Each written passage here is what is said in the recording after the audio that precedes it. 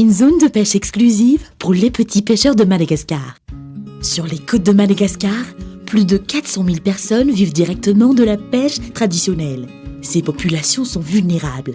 Aujourd'hui, elles sont malheureusement menacées par la concurrence de la pêche industrielle.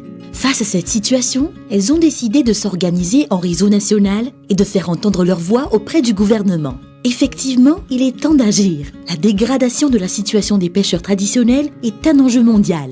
D'après la Banque mondiale, la mer est la principale source de protéines pour 1 milliard de personnes à travers le monde. Or, selon la FAO, 80% de cette production halieutique mondiale, à destination de la consommation humaine, provient de la petite pêche.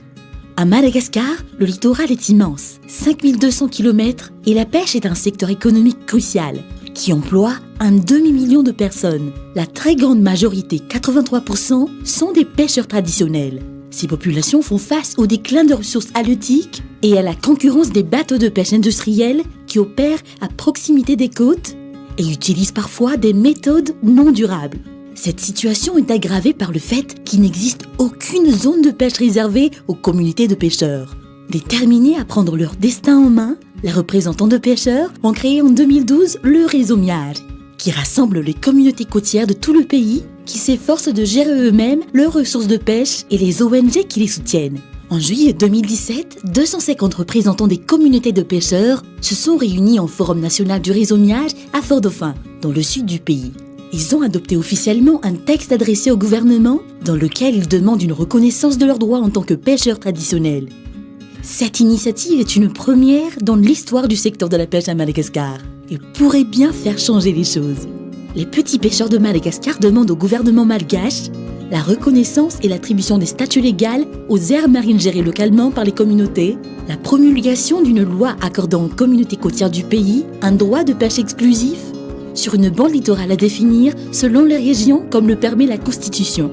Le renforcement du contrôle des bateaux de pêche nationaux et étrangers opérant dans les eaux territoriales en veillant au respect des zones de pêche communautaires et des normes sur les engins et les techniques de pêche. La garantie d'une grande transparence dans l'attribution des permis de pêche et autres permis d'utilisation de l'espace maritime, ainsi que la lutte contre toute forme de corruption dans l'application des lois et réglementations affectant les eaux territoriales et le secteur halieutique.